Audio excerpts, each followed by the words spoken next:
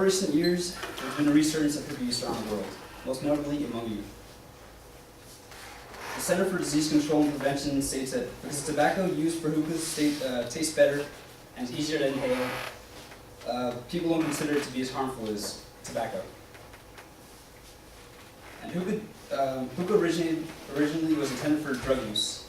However, it's been accepted as a form of smoking tobacco.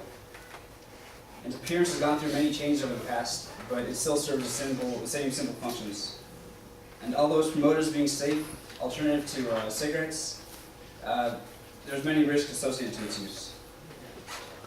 So I'm here to inform you about where it came from, how it's used, and its health risks.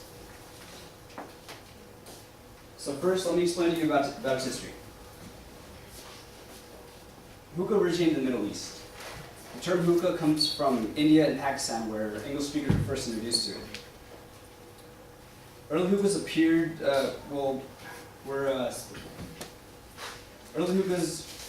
were fairly simple, made out of coconut shell base with a hollow tube and a head attached to it.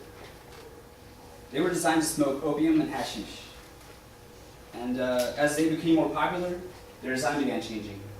Less wood was used while they started introducing glass and brass. And also, hookah coffee shops began emerging in church society. In these establishments, hookah bar waiters are treated the same as chefs because of the preparation of the tobacco.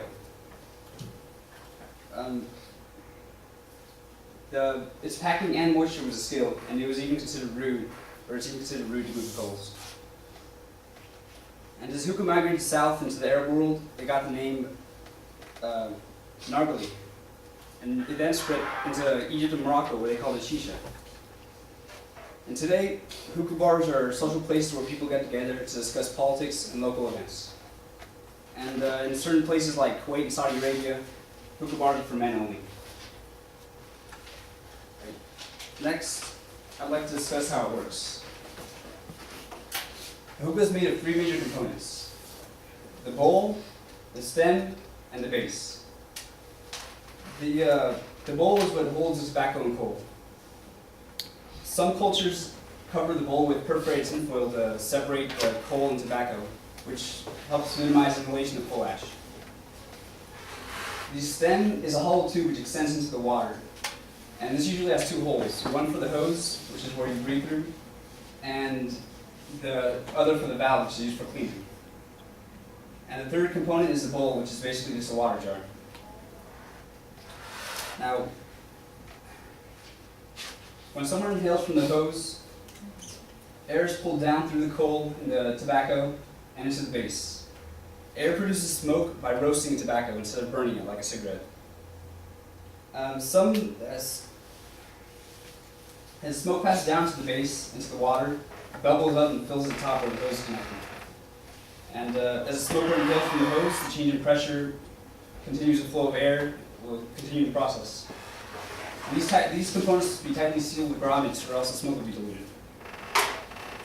And also, as smoke passes through the water, it becomes moist, and this is why it's easier to inhale than cigarette smoke.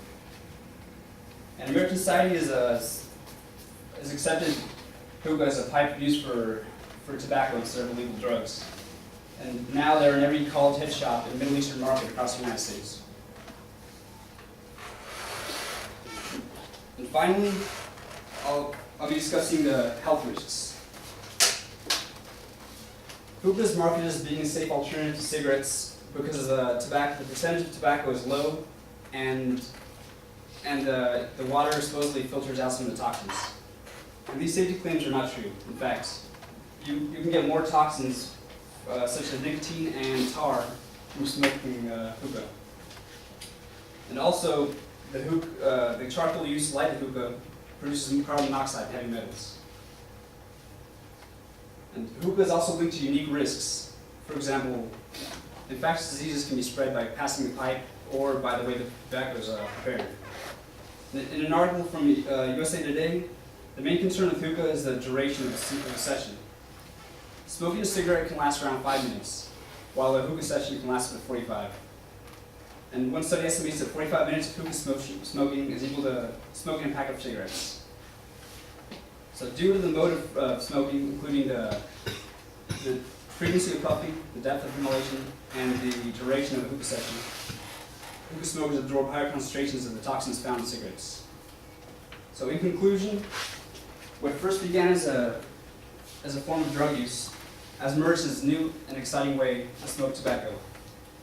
Its components which have evolved from a coconut base, coconut shell, into elaborate designs using glass and metal still perform the same simple functions. And although it's marketed as being safe due to water filtration, it's no safer than smoking cigarettes. Thank you.